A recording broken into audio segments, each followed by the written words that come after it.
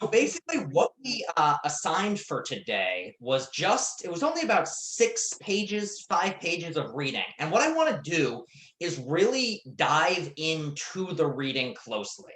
And so this is something that I feel like professors have a really bad habit of saying, go read this thing. And nobody ever really teaches what it is we're looking for or some tips. And there's this assumption that everyone's going to know because everyone assumes that the people who they had as who taught you before taught you what you should be doing. And as technology has changed and our relationship with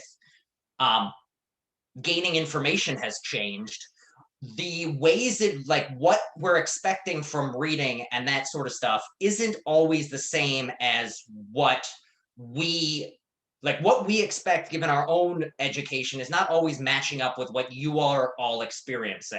And so I'm going to use today not only to go kind of in detail about the reading, but really dive in, share screen, talk through things, not quite sentence by sentence, but much more just to like highlight what it is that I look for when I'm reading and how you all should approach the reading. And not only that, sorts of tips that are useful, not just when you're reading something or for a philosophy class, but when you have to write things, not just papers in class, but also things like, job applications, things like reports at your job. I know a lot of you are going to be interested in doing things that are going to involve writing as a job one day because most do. So these are the sorts of things I just want to kind of go through and use this. And this could be the most boring lesson ever. You can all let me know if afterwards it's terrible. But I want to basically lean in and make everyone actively work through this together. And there's not going to be right answers. There's not going to be wrong answers. But we're going to work through it and see where it takes us. So that's the game plan. We'll see how it goes. But before we do that, I just kind of want to zoom out, do big picture, talk about how does what we had to read for today fit in overall with other things, and what exactly is the purpose of what we're doing. Because in a certain sense, if something is common sense psychology, I'm sure some of you in the background have been wondering, if this is common sense, why are we spending so much time talking about it? And so that's really what I want to go into. But how does the game plan sound on the whole? Again, if it gets so boring, then we can always like audible and I can just start lecturing again. But I'm tired of hearing my own voice, so I'm sure some of you are too. All right, so basically what we talked about a few times ago, we talked about how psychology is this science that's trying to study the mind, defined broadly, which includes behaviors, includes experiences, includes thoughts, and these sorts of things. And the question was, how do you make a science out of that? And the starting place for that is what we've been calling common sense or folk psychology.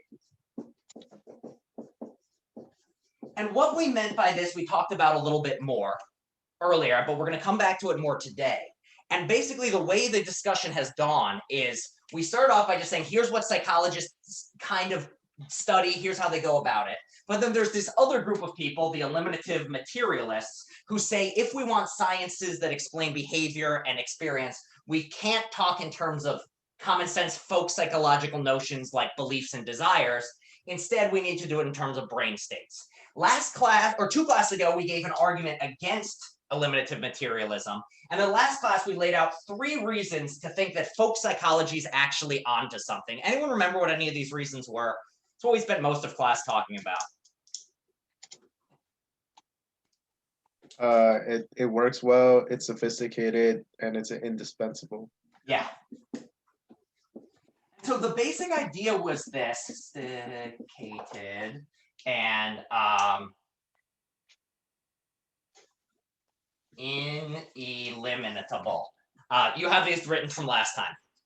So the basic idea behind this was these were the reasons to keep our common sense folk psychology around and use it as the basis for science of the mind. Now, the second part that we're going to talk about today is basically what on earth does it mean to turn common sense into a science? What does that actually entail? But first off, I want to take the zoom up version, which is why the heck would we want to turn common sense into a science? And why do we want a science of these common sense ideas like beliefs and desires anyway? And so here's the basic idea behind it.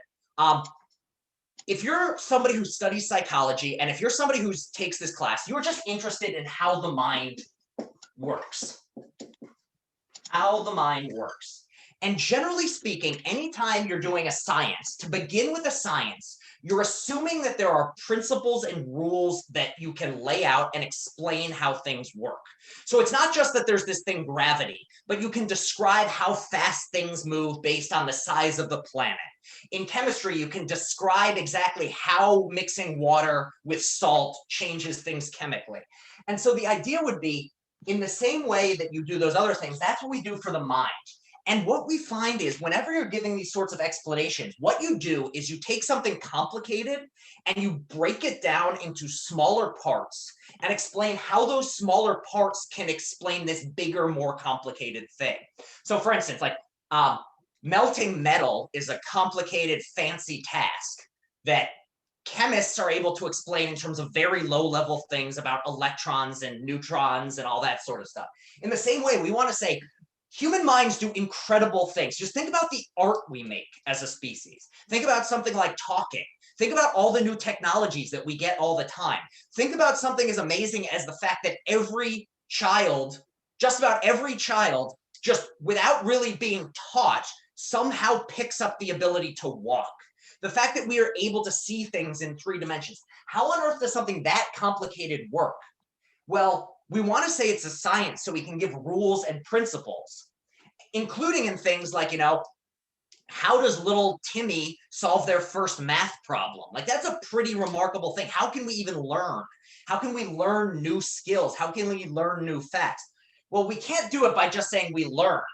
We need to find out what the principles and what the rules are.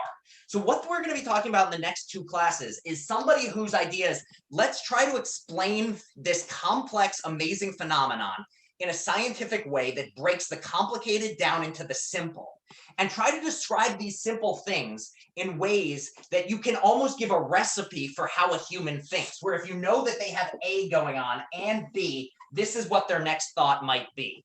Now, granted, it wouldn't be that straightforward, but that's the general idea of it. Or how is it that if a person has this thought and this thought, they very often come to have this thought here? And so that's really what we're talking about. That's the big picture of why are we analyzing these little things? Well, it's basically because we want to be able to give a very accurate description of the mind in a way that is very explanatory in terms of simple things, just like we would in any other class. And so what we're going to talk about the next 2 classes is basically the essence of the attitudes part of this article was basically Fodor's way of saying, when we come up with a system that describes things in simple terms, this is what we need it to do. And then next class, what we're going to talk about is, here's his suggestion of what the mind looks like. And what we're going to find is, in some ways, it's very straightforward, but it also raises some really mysterious questions. And also, really, despite its simplicity and its straightforwardness, shows how something like a human being, which is capable of incredibly complex thoughts, how a thing like a mind that is capable of being born out of another biological organism and sitting on a brain is able to do these complicated things. And we as scientists, or we as psychologists, can describe patterns in how that thing works. So that's just the general gist of, like, why the hell are we going to spend a whole class talking about what common sense psychology is? And why are we spending so much effort in trying to say what such a theory looks like? Well, here's why. Because remember, the main goal at the end, like all psychology, is to understand how the mind works. Because the mind is one of the most powerful, the human mind is arguably the most powerful thing in the world in terms of, in the biological world. Like, no other organism arguably has anything that's as powerful as the human mind.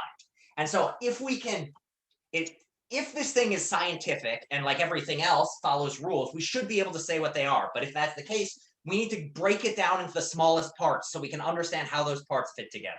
So that all makes sense to everyone? I mean, it's kind of a very broad picture way. Just, I'm somebody who always likes to start big picture and then zoom in.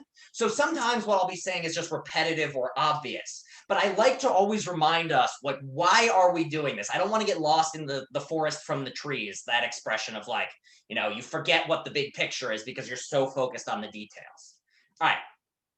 Any questions, comments, concerns before I share my screen?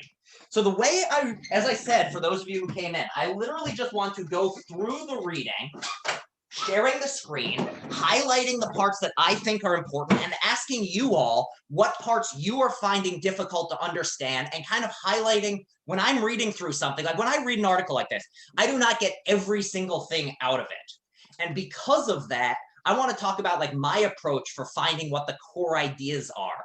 And hopefully that will be useful going forward in this class and also going forward generally in your studies. All right, without further ado, I'm going to share my screen and let's just make sure everyone is seeing what I'm seeing. Is the essence of the attitudes article up on the screen?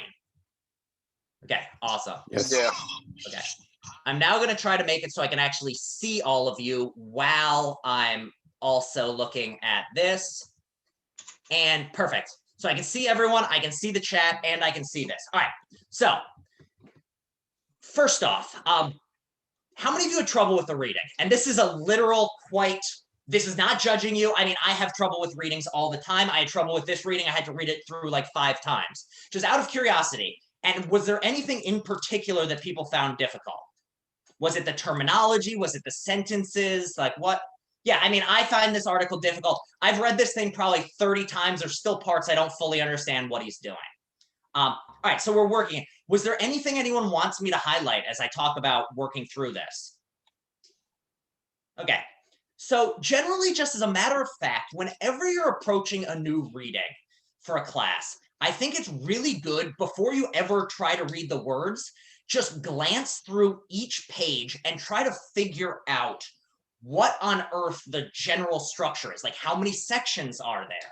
How many pages are you going to be stuck reading? Because if all of a sudden you know, like, oh, I'm exhausted, I'm not going to be able to read all of this in one sitting. I need to find a good stopping point. Just that sort of thing can be helpful when you're going about the reading process. So in this section, I think one thing to note is just like looking it over as you glance through, what are some things that without reading the content stand out to you immediately? Just in terms of structuring. The segments. Say that again. The way he he numerically puts the segments. Yeah, he breaks it up into segments. So when you're looking at this, it's helpful to think of it in terms of those parts. So just on this first page, you can already see there are 3 different things that he wants to be talking about.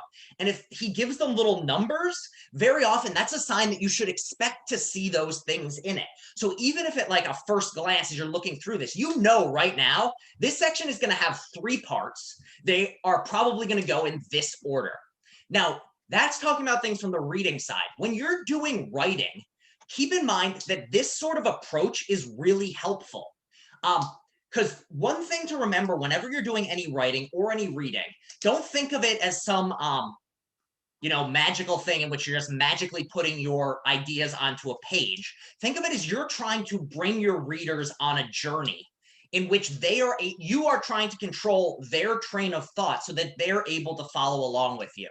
So in this case, he's already told you, like, here's the structure that I'm going to be following. And so in your own writing, something as simple as including these sorts of marks and also things like doing it in the order that you laid it out initially can be helpful. This is just like when you approach a reading, don't be afraid to start with the most general facts possible. So starting, and also if you see that there's these lists with the 1, 2, 3, anything that comes before the section start, what is that generally going to do for the overall reading? What can you predict? Like right here, we see there's this paragraph and up through here. Then we've got these numbers in the middle, and then we've got our first number. So what do we know basically about this first paragraph? What is he probably going to be doing here? Conrad? Prefacing the paper. Yeah, it's going to be a background sort of thing in which probably what you can expect here is just a general diagram of what to expect next. And try to keep this in mind. This is without having read any words. He's just going to provide some background and kind of put it in context. So when you're reading something like that you can jump off. Don't be afraid of all the big words. Try to start big picture. Remind yourself, what am I doing here? So let's work through and try to figure out what the hell is he doing in this background. Yeah, and as Zara said, it keeps everything in a cohesive, clear manner. So by starting with an intro, then saying, these are the 3 things I'm going to do, and then he starts doing them, it's easier for you as the reader to follow along with. And also, if you were writing something else or even explaining in your everyday life, that same sort of approach is going to be helpful. All right. So, essence of the attitudes. Let's start right here. This first paragraph. How do we tell whether a psychology is a belief-desire psychology? How in general do we know if propositional attitudes are among the entities that the ontology of a theory acknowledges? These sorts of questions raise familiar and perplexing issues of intertheoretic identification. How do you distinguish elimination from reduction and reconstruction? Is the right story that there's no such thing as dephlogistated matter, or is quote unquote dephlogisticizing a word for oxidizing? So right there, I want to highlight some things about this. First off, there are some words in there that we are probably not familiar with. Some of them quite possibly because Fodor made them up. So here's something to keep in mind is, so what to do when you come across confusing words. So what are some of the words that people are reading through this did not recognize? And again, this is not a judgment of your intelligence level. A lot of these are just like complex made up words. Dephlogisticizing. Yes. So here is the tough thing. I'm writing this up on the board and I'll pull it up here. So here is an unfortunate, let me stop sharing for a second. Here's an unfortunate fact about philosophers and people in general, which is something to keep in mind when you're reading.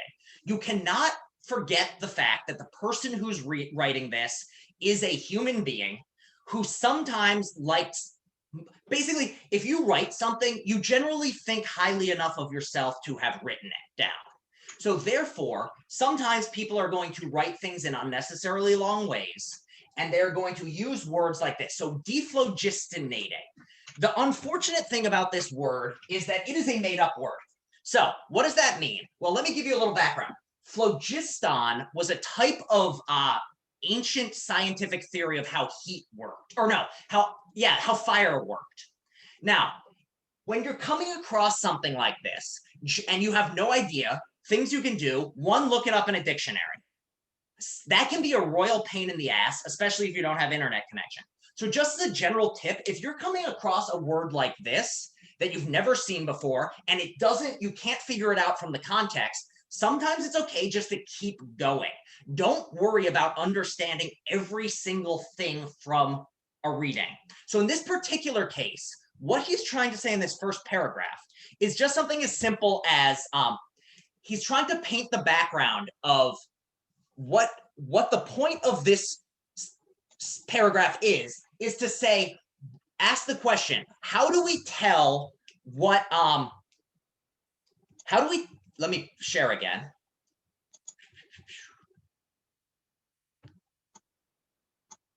Nope, that's sharing a picture of all of you.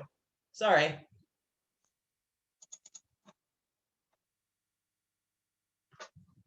So what he's basically trying to do is give you the background of here's how this is going to work. And now a general thing to keep in mind, which can be helpful when you come across these words you don't understand, is that you can generally figure out what type of word it is from generally understanding the structure of the paragraph on the whole. So here's a general thing that we're going to come back to throughout philosophy and throughout writing in general that Fodor's actually doing in this paragraph, and he's going to do numerous times throughout this that I just want to highlight. So what the heck just happened?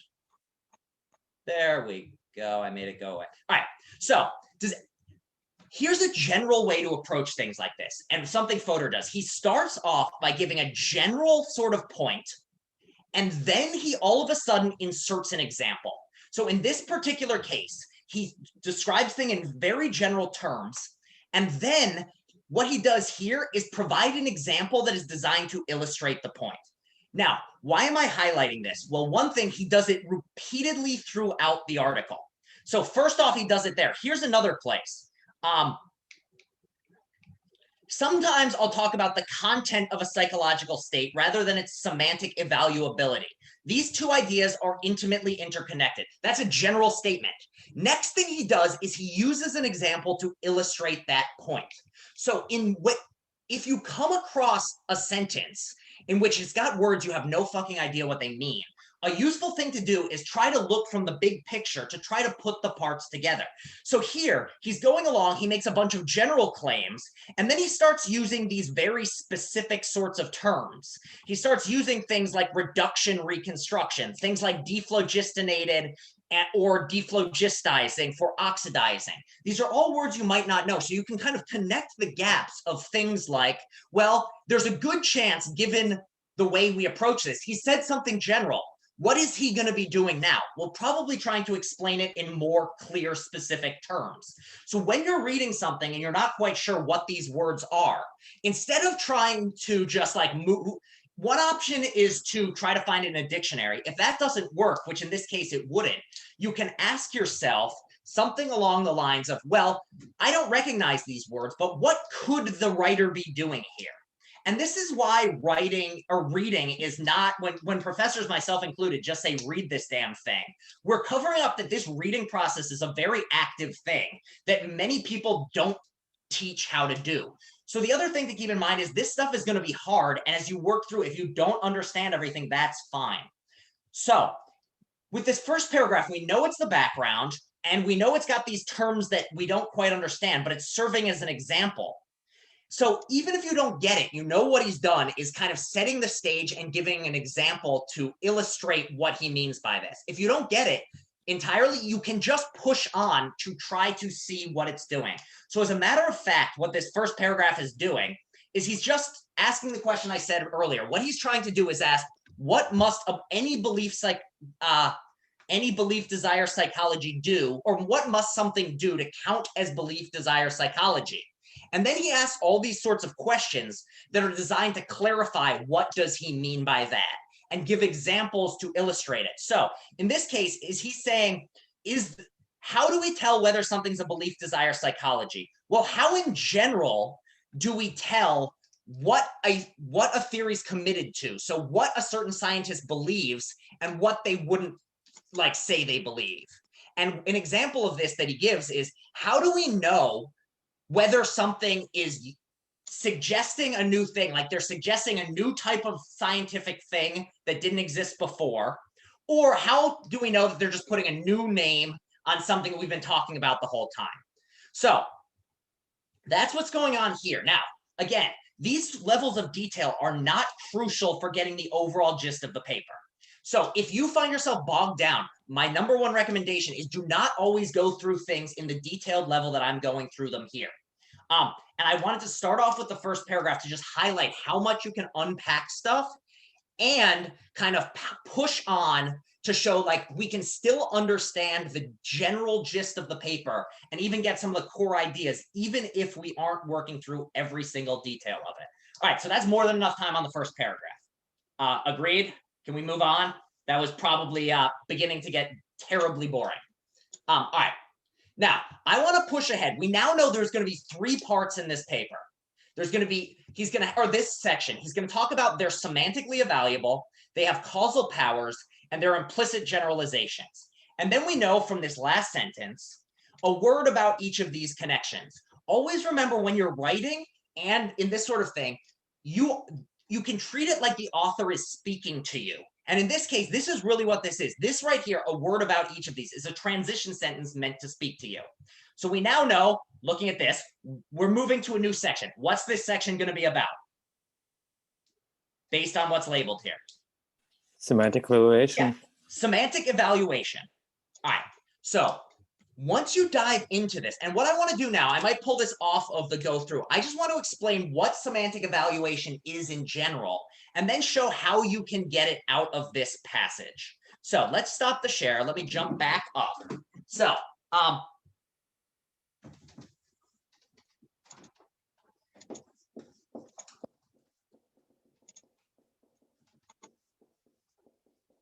now remember, what we're doing here overall is this is one of the 3 conditions that Fodor says anything must meet to count as an instance of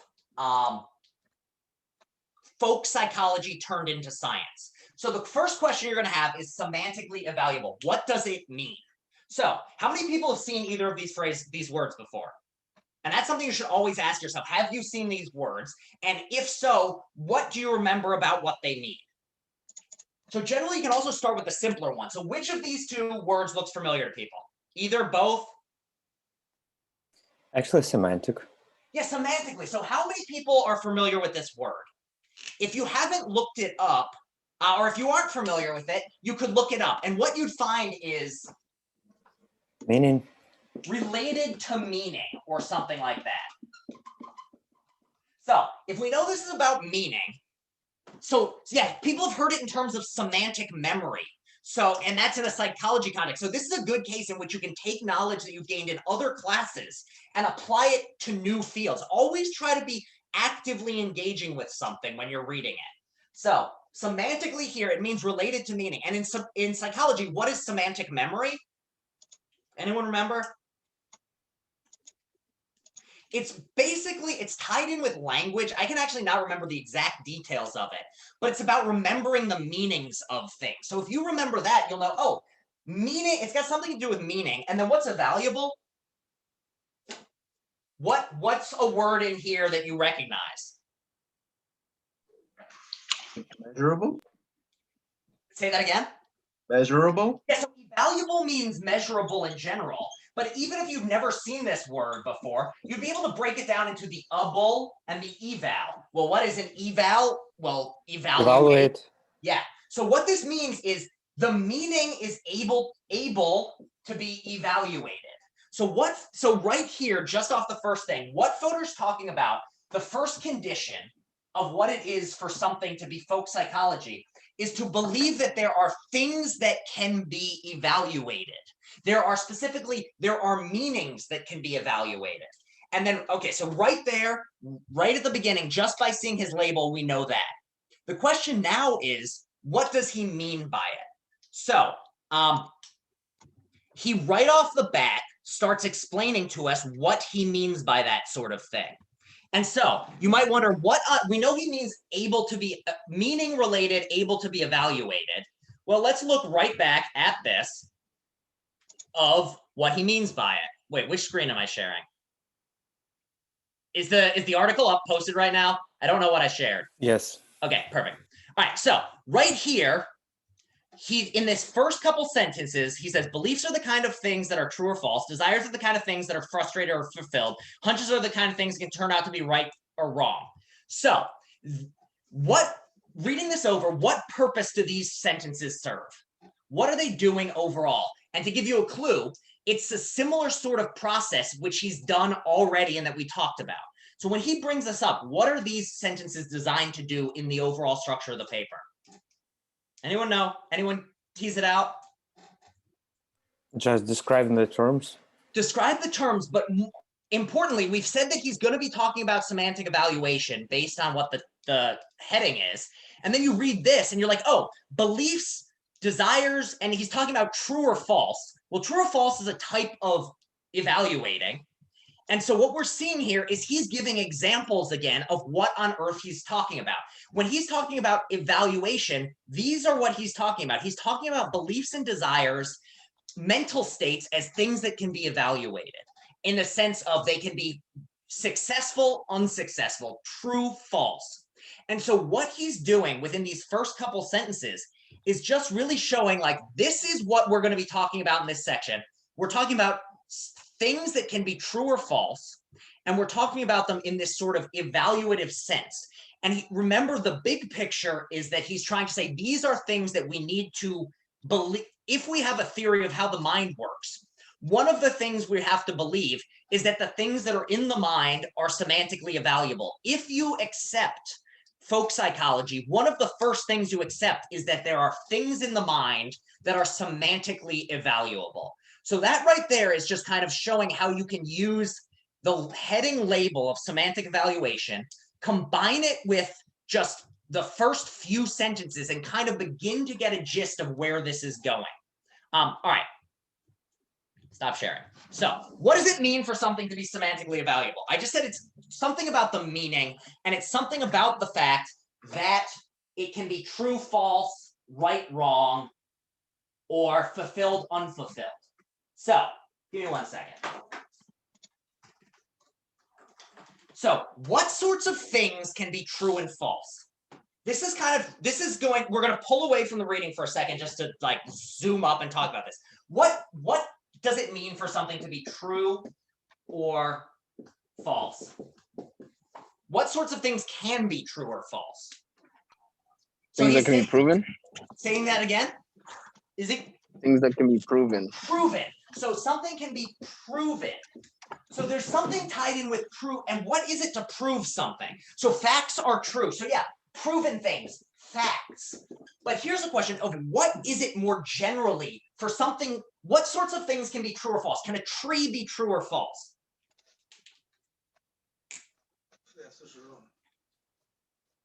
Conrad, is that a hand? Yeah, a tree can't be true or false, but the color of a tree can be true or false, or something about the tree. Here's Well, what it an is. existence of a tree can be true or false. Yeah, so what you're finding is things are not true or false. Things aren't true or false. Rather, what it is for an idea can be true or false. So when I have an idea of, so say you have an image of what Donald Trump looks like. That idea can be true or false. What does it mean for that idea to be true or false? Like if you have a true image, or let's go with a false one. If you have a false image of Donald Trump in your head, what does that mean? Or what would be an example of that? So it can be tested as part of it. It seems like there's a comparison going on here. There's a thing in which you've got one thing and it's being compared or tested against another. So what would it be? What would be an example of an image of Donald Trump being false? What would it take? He's extremely handsome. Yeah, if you imagine Donald Trump as just like with a chiseled jaw, 30 years old, and a six-pack, that is a false image of Donald Trump. And why is it false? Well, what is it for it to be false? What it seems like is this. It seems like when something is true or false, it's like Marie said, you've got something over here, and then what you're doing is you test it against something over here. And in particular, what it seems like is there's a thing, a fact, and Joey says misrepresentation of the truth. So this is the key word, represent. It seems like the sorts of things that can be true or false are the sorts of things that can be represent or can stand in for. So when you say your idea of Donald Trump is false, what you're saying is there's something there, be it a fact or actual, I'll draw, imagine he looked like this. He doesn't, but you know, that's Donald Trump. There's an actual thing, and what is it for it to be accurate? Is for it to be an accurate or good or clear representation of that. So if you have that idea, in your idea, you've got like an image of Donald that looks like the one over there. Or, so it's a matter of representation. So that's the first thing is, so yeah, another thing is things that are true are based on empirical evidence. And part of the reason that they are is when something represents another thing, or to prove that one thing is a representation of another, you can't, there needs to be some reason to say that this one is a good representation of that one. You need to be able to point to things. So other sorts of things that can be true in a general sense are sentences. What is it for a sentence to be true? If I say, the dog is brown, what does that mean? What is it for a dog to, what makes this true? Or what is it, if I tell you this sentence is true, what do I mean? Or I guess here's a better one. Dogs can be brown. Yeah, if they have brown fur. So how do you tell that this is true? What would you need to do to show that this is true? What would you need to point at? Just who would you one- have to go find? One brown dog. You have to go and find a dog. That's who we're talking about. You go out into the real world and find a dog. So sentences can be true. Ideas can be true. Paintings could be true. So let me pull up this thing, which I always have to take down because I find it distracting. This here, what is this of? And could this be true or false? Or at the very least, represent something truly or represent something falsely? First off, what does this represent? What is it a picture of? A peacock. Yeah. And why do you know it's a peacock? Well, because it corresponds to what a peacock actually looks like. So that's all we mean by things representing or standing in. And in the same way, so what Fodor's saying here at the first thing is mental states, beliefs, desires, everything else are one of the things in the world that is capable of representing something else. So when I say I have a false belief, what I mean is there's something in my mind that is not an accurate representation of something out there in the world. So the first thing he wants to say, and in terms of like the first criteria, if you believe folk psychology, the first thing you accept is that there are things in the mind that can represent things in the world accurately or inaccurately. So that's the first thing. This is what he means by semantically evaluable. And if you go, when we go and look at the reading, this is what he's talking about right here at, let's see if I can find this. Share screen, you stupid thing. All right. This is what he's saying right here. It is as a remark in the preface, blah, blah, blah, blah, blah. No, hence to say a belief is true or false is to evaluate that belief in terms of its relation to the world. I will call such evaluations semantic. Similarly, mutatis mutandis with hunches, desires, so forth. Here's another thing. Whenever somebody uses one of these phrases that you're like, that doesn't look like a phrase I've ever seen, assume it's Latin and assume the person using it is trying to sound fancy and either skip over it because it's generally just there to confuse and make them sound fancy, or quickly look it up. I can tell you I never remember what this one means, so if I can ignore it, you can ignore it too. Okay, so that's basically what he's working through in these first few paragraphs. Everything I just said, and this is the other point in which I was talking about trees aren't and numbers aren't, people aren't, trees aren't, numbers aren't, people aren't. These are, so what he's doing here is contrasting, and this is another thing to be useful in your own writing or to keep your eye out for when doing these sorts of things. Note that when he's talking about what it is for something to be semantically evaluable, he then gives you an example of something that's not, so you can understand what he's talking about. So semantic evaluability, to be true or false, is not to be something like a tree that just exists. It's not to be a number that just exists. It's not to be a person who just exists. To say that a person is being false is to say that they're saying false things. So that's the first thing I want to talk about. All right. Now here's a second bit that comes along, and this is something I want to highlight. I'm going to pull back up to the board so I'm not boring you with all that stuff. All right. He then goes on to talk about contents. So what he does next is to give it a little explanation of exactly how this works, or to give another way of talking about this idea of semantic evaluability. And the question that you might have is, all right, so things in the mind can represent things in the world accurately or inaccurately. So that means, let's just say a belief. Belief that the sky is blue. So what would make it the case that this is true? I'm just giving you the same thing as before, the same sort of question. What would make it the case that this belief is a true belief? The sky actually being blue. There's actually a sky, and that sky is actually blue. So one thing that Fodor points out here is you can think about these beliefs, either the entire belief as semantically evaluable, or looking at the grammar of the sentence, you can think about the belief as something with a content, and the content as the thing that's true or false. And why is it useful to think of it in these ways?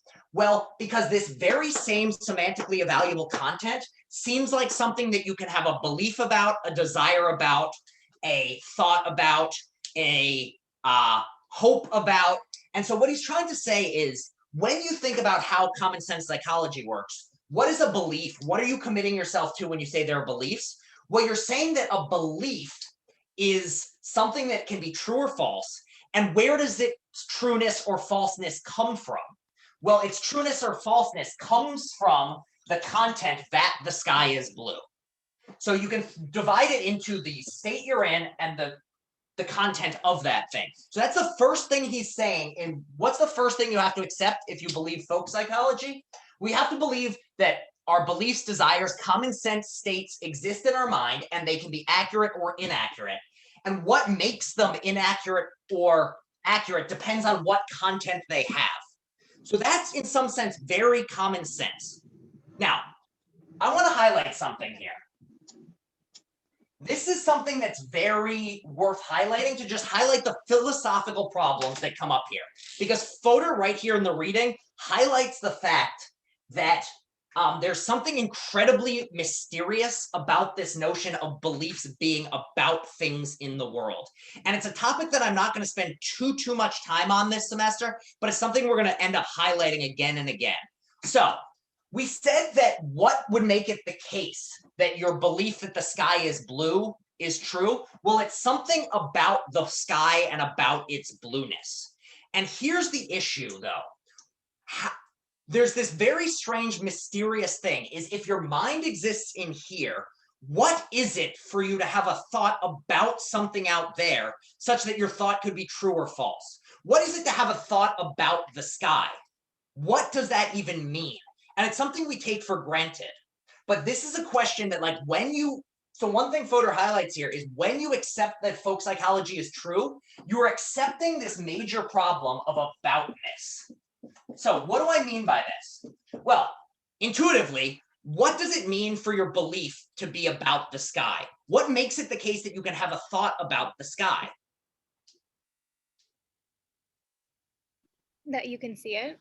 You can see it. So in some sense, you've interacted with the sky before. So what is it to have a thought about the sky? Well, in some sense, you want to say, like, you've seen the sky, and that seeing of the sky allows you to somehow get a thought about the sky. Does anyone see a potential problem with this? Where are some cases in which this isn't going to work?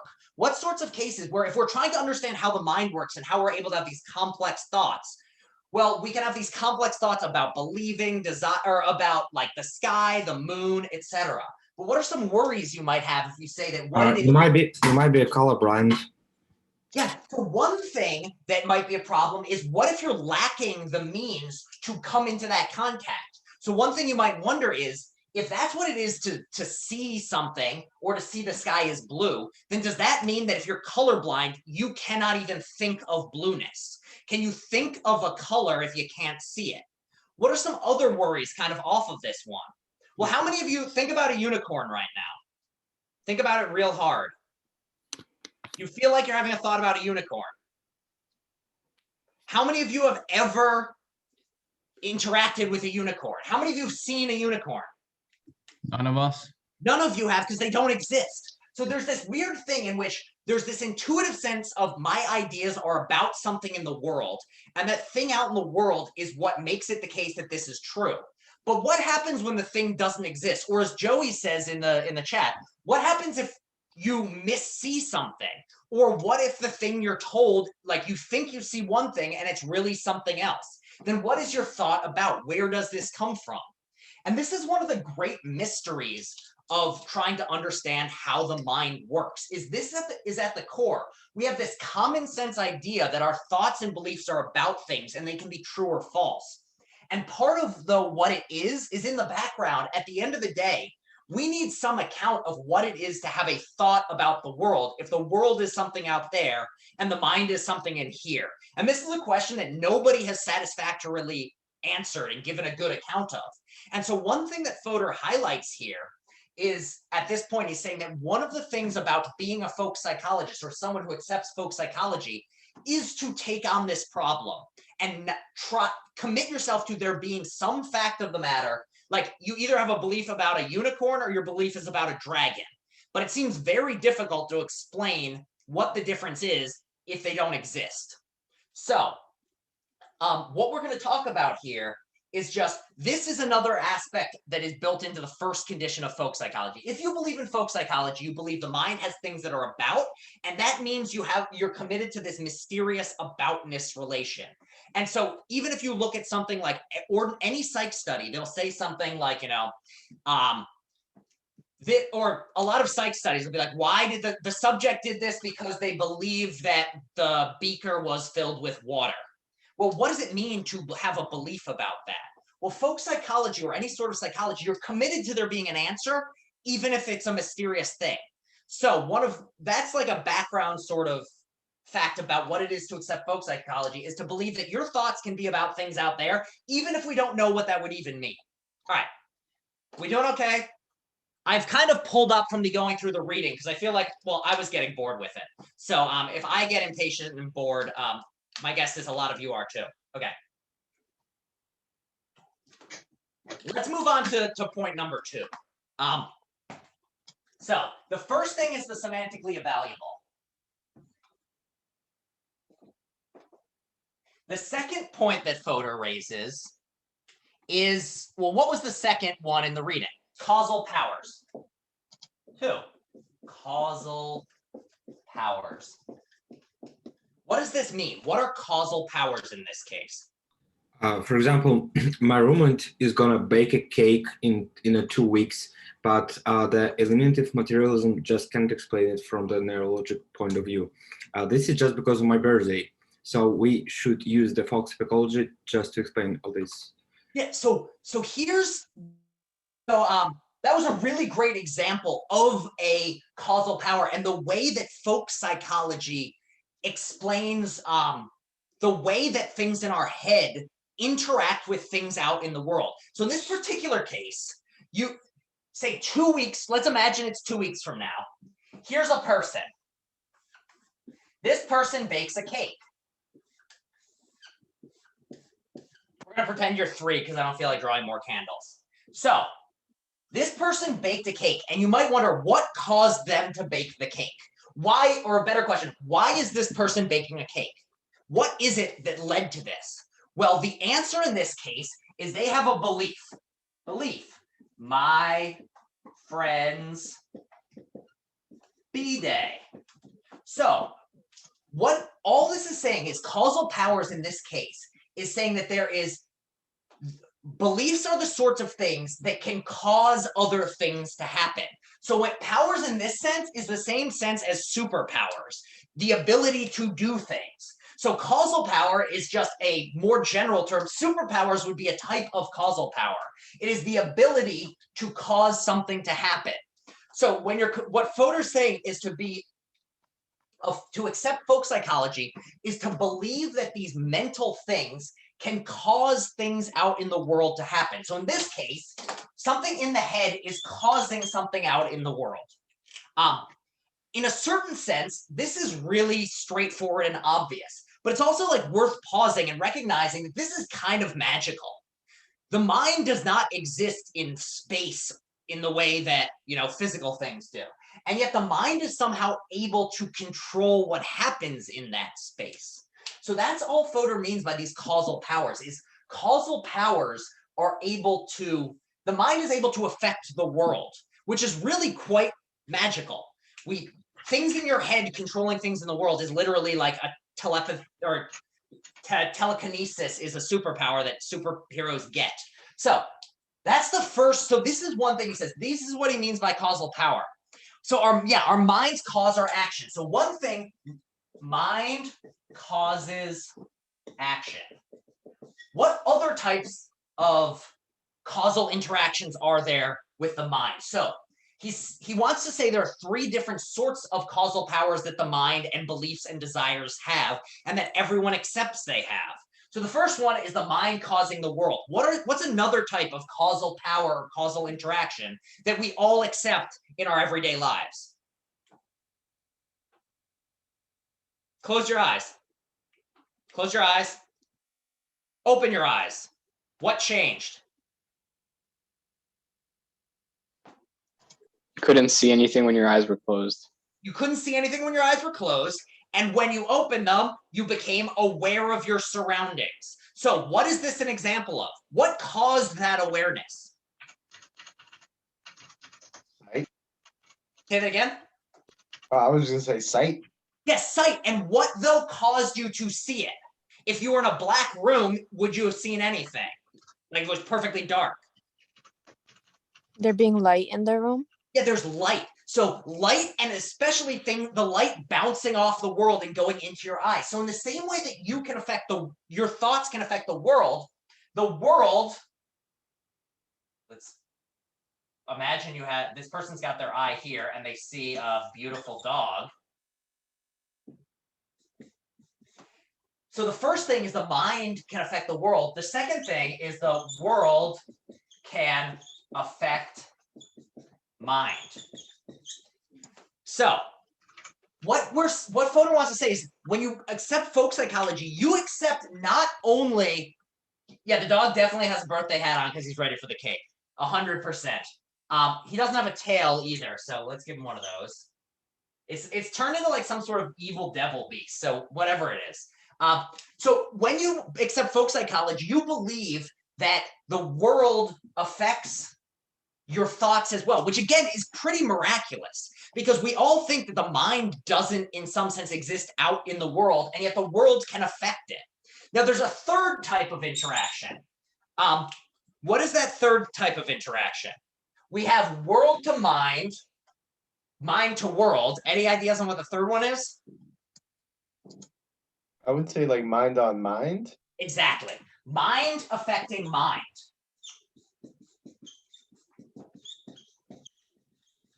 So, what is it for the mind to affect the mind? Well, how many of you have had think about what it is when you have a train of thought.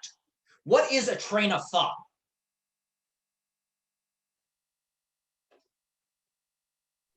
It's like an imaginary sentence in your head. It's an imaginary sentence, and it's very often one thought leading to another thought.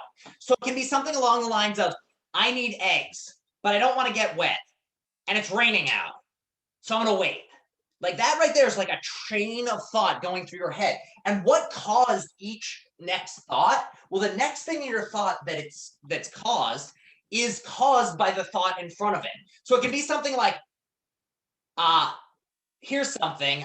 This would be a full, like combining all three. I look at a light. It hurts my eyes. I think, ow, that hurts. I then cause my eyes to get covered, which causes the light to be blocked. So that is a way in which like every other bit, or I can reach for it and shut off the light. So light enters my eye and causes pain. That causes me to have the thought. So that is a world to mind cause. Then I pause and think, ow. That is a mind, the perception of the light hitting my eyes, causing me to think, ow, which causes me to desire to shut the light off, which causes me to move my arm, which causes me to shut off the light, thereby causing the world to change. So all of these are the type of causal interactions that you accept as existing when you accept folk psychology. And what Fodor wants to highlight at the end is not only does the mind affect the mind, there's this very fascinating fact about how the mind works, that it seems like thought often follows logical rules. So what do I mean by this? So Holland says you can also have thoughts about your thoughts. So that would be another sense in which your mind is having mind. So you have an initial thought, and then you think like, wow, I'm a terrible person. So if I think like, wow, I want to kick that puppy. And then I pause for a second and think, oh my God, I'm a terrible person who wants to kick a puppy. And then I think, wow, that terrible person who wanted to kick a puppy needs to go to therapy. Like that sort of train of thought is another way in which the mind can affect the mind. So Holland, that's another great example. And so what, however, Fodor wants to highlight is when you accept folk psychology, it's not just that you accept that one thought can cause another, it's that they seem to cause each other in line with certain logical rules. So what does he mean by this? Well, think about this. Anytime you have a thought and you focus on the content, there are then many other sorts of things that thought can both cause you to believe other to think about other things, but also cause you to accept that those other things are true. So for instance, is this similar to a slippery slope? Yes and no, Joey. So slippery slope is an example of this type of reasoning, but it's a particular type in which this reasoning goes wrong. So so in a slippery slope argument, it's when you say one thing leads to another, leads to another. So in a certain sense, that's a very clear case of just this causal thing, but it's a causal thing that doesn't have the logical properties that I'm about to describe. But you are right that that is a classic train of thought and of one thought causing another thought. So that is very, very good tie-in to bring up, but I do want to highlight that there are some differences. So, for instance, I hold this up right now. What do you now believe about me? You have a marker. I'm holding a marker. That's what you believe. From that, though, that thought alone can cause you to know other things that are true. So, for instance, what is something else you know is true about me simply because I'm holding this marker? That I will use it. That is a fact. So here's something. You see, he has marker. And that leads you to have the thought, the conclusion, he will use marker. And in particular, the reason you do this is because it seems like in your head there's a train of reasoning along the lines of people only pick up markers when they use it. He's holding a marker, therefore he must be about to use it. So this sort of thing, this line of reasoning is almost built in with how our common sense understanding about how the mind works. To think is in some sense to follow logical rules, to keep things and learn new information. So what's something else you know about me just by seeing me use this marker? You know how to write. That presumably I know how to write, or you've seen me use the marker, so therefore I know how to write. You also, as soon as you see this, what do you know about me? What are some more things you can immediately gain simply from watching me do this? You paid for it. Say that again? You paid for it. I paid for it. That's something that you're likely to conclude, but it's not necessarily a guarantee, but it's still a case in which one thing is leading to another in a way in which the same train of thought is justifying the next step. Another thing you'd know is probably that I speak English, because you see this and you have another thought, and simply from observing this, you have an awareness, a thought, and it not just that you become aware of this, you then automatically causes you to draw more conclusions and gain more information. So this is what Fodor says to accept common sense psychology is when you accept that common sense psychology is the grounds for science, or something that should be studied by science, what you're saying is you believe that there's a I've done this in the past is another good one. That I understand English. So all of these are things you can conclude. So what Fodor wants to say is if you accept that folk psychology is a good basis for a science, off the bat, you're accepting, here's two things you accept. One, you believe the semantically evaluable thing, which means that the things in the head correspond to things out in the world. They can be about them, and they can be about them either true or falsely. They can be accurate or inaccurate. And two, those same things that can be accurate or inaccurate can cause other things in the mind. When you accept folk psychology, that is what it is to accept the idea of folk psychology, to accept that beliefs and desires can be studied scientifically, is to accept that these things exist and to accept that we can give logical rules or a scientific characterization of how these things work. So does that make sense of what he's trying to do here? Is just say, first off, you think that psychology is a science, and you think that psychology as a science can be built on folk psychology. Well, the first thing you accept is that we have things in our heads that can be true or false. They have contents that can be true or false.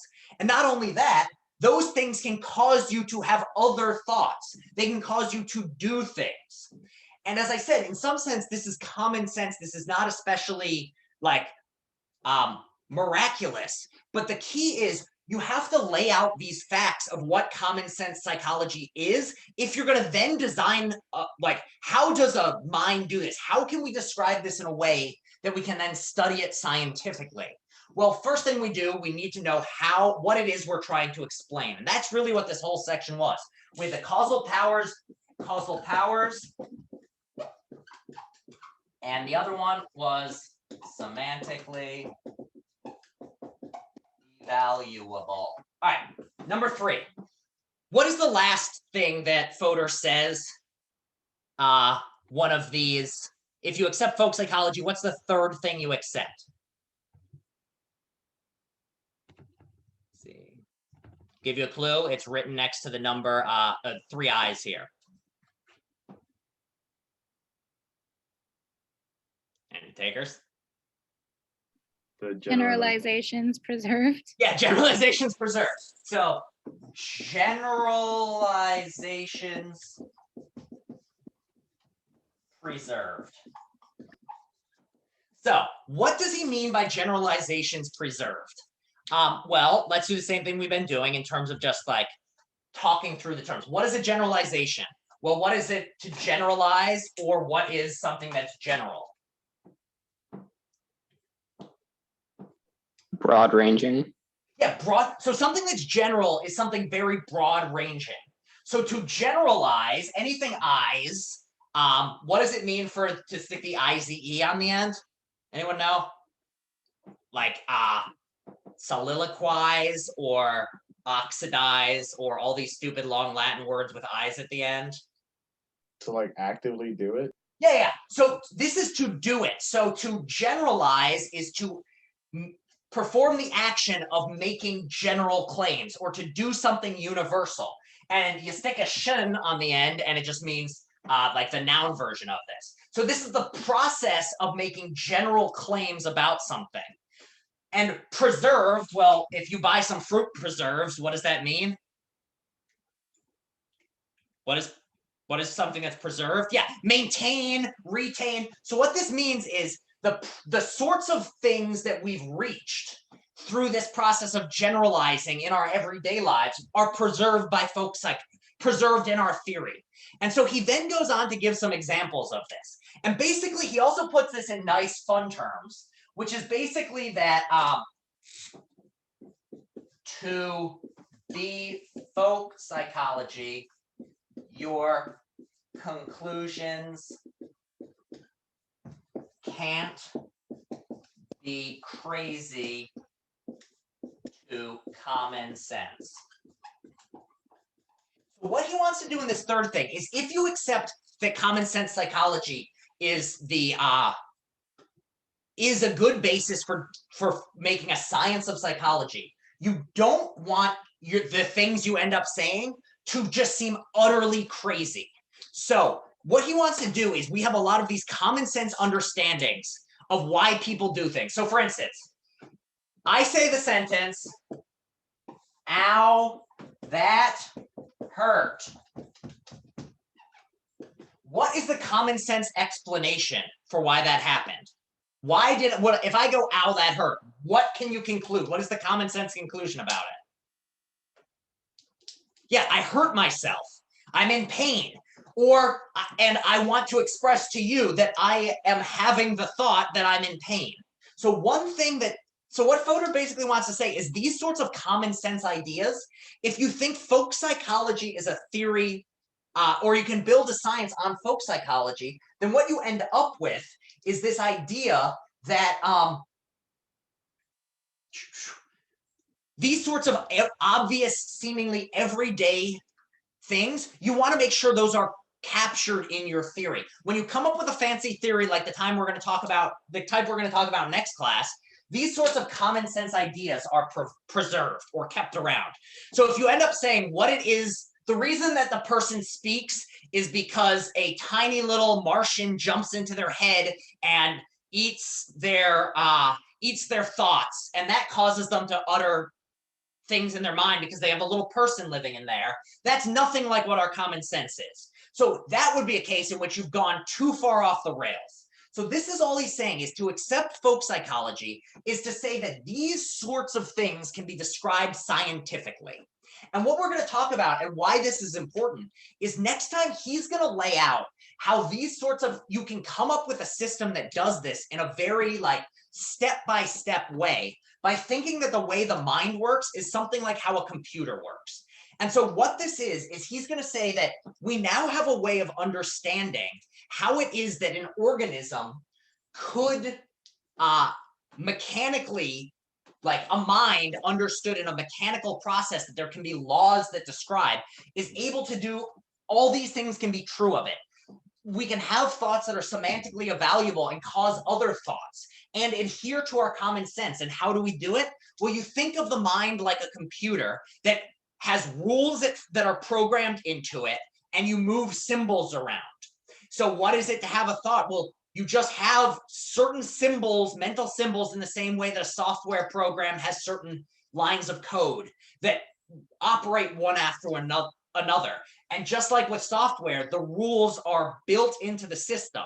And so what we're going to talk about next time is how is it that Fodor turns this common sense sort of stuff into an entire theory of how the mind works that you could actually study in a lab. You can actually begin to understand. You can ask interesting scientific questions about. So does that make sense? Of how, like, basically what today was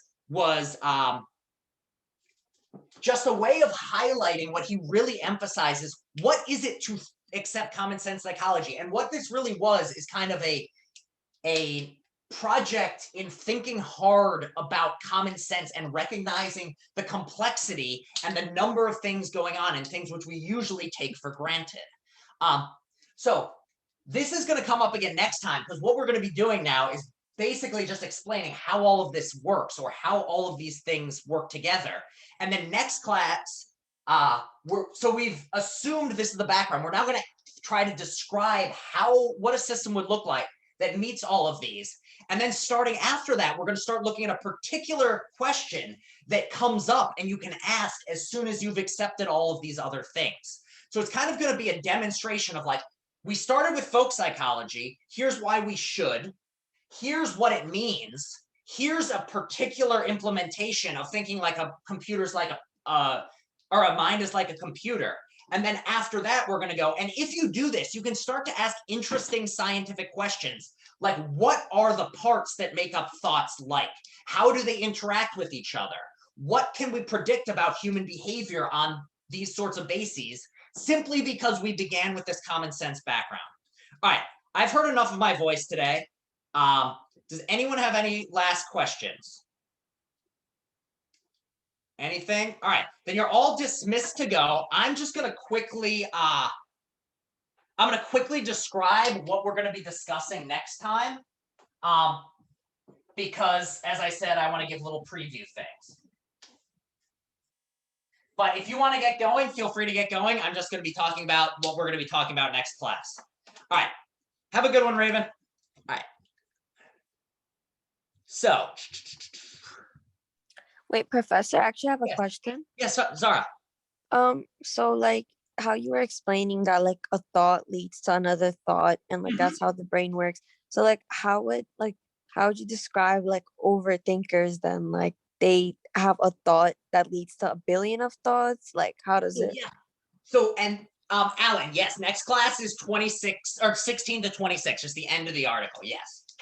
So what you would say in that case, and this is actually the sort of thing that you can now ask a question about if you begin from folk psychology. And what you'd say with an overthinker is that different minds are just different in terms of how many thoughts they're likely to lead to, or how many chains you can have, or how likely you are to add things in the chain. So you might say somebody who's not an overthinker, they might think something like, they're just, the way their mind works is they have a thought like, I failed a test. So somebody who isn't an overthinker, you might say there are individual psychological differences in how likely this is to cause another thought. So not overthinkers or somebody who isn't anxious, their train of thought is going to stop here. Or it might go to 2 bad. But what you'd say in terms of overthinking is I failed a test. Only useless people fail tests. Therefore, I must be useless. If something is useless, it's worthless. And what you find is that what you could then explain is the differences between overthinkers and not overthinkers are just individual differences in how many of these chains of thought you're likely to go through. And they've actually done some really interesting studies that have found that on average, people who think more are more anxious, because people who just like different people are like just individual differences. Some people just like engaging in thought and like solving puzzles. Other people just don't find any sort of enjoyment in that. And what they found is, for exactly this reason, people who engage in thought more easily are more likely to overthink and are more likely to be anxious because they're more likely to take their thinking too far. So that's what somebody would say in this sort of case. If you, and this is a case in which you say like, oh, folk psychology, also something else that folk psychology gives us a nice explanation of is overthinking and why some people overthink more than others.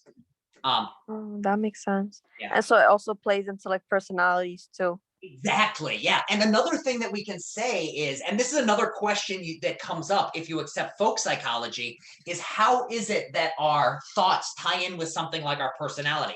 If you go into something, if you accept eliminative materialism or something like that, it starts to be really hard to explain differences between personalities in terms of like, you'd have to point to differences in the brain and it would be less clear. In this sort of case, you can start characterizing things in terms of personality differences, and also maybe find something like people who are more anxious and think more also do better in math classes or something like that. And those are the sorts of interesting generalizations you can begin to make if you start from folk psychology. All right. Any other questions before I quickly push on to this? Thank you. Absolutely. All right. I'm going to highlight what is the key. This is the key part of what we'll be talking about next class. And this is going to be something we're really just going to unpack. So I just mainly want to put it in front of you. Actually, instead of writing it up on the board, let me just share the screen, because this is really what I want to highlight for the reading, is this part right here on page 17. Claim 1, the nature of propositional attitudes. For any organism O and any attitude A toward the proposition P, there is a relation R and a mental representation MP such that MP means that P and O has A if and only if O bears R to MP. This is a disastrously ugly sentence, but this is really where the crux is going to come from and where the unpacking is going to be.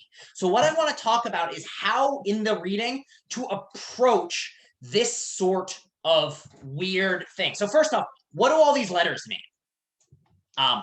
Well, these letters are just meant to be variables in the same way that you would in a math equation. So in a math equation, what does a variable do? If I say 2 plus x equals 4, what is this doing? Well, this is just standing in, or even better, 2 plus x equals y. What does this mean in a math equation? Well, what is this? What is this x? A substitute? Yeah, it stands in for whatever you put there.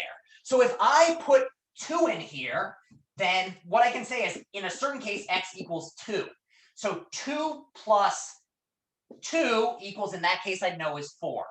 So in the same way, what Fodor's saying in this passage is you have to treat these like they're variables. So when you go back here, what he's saying is something like,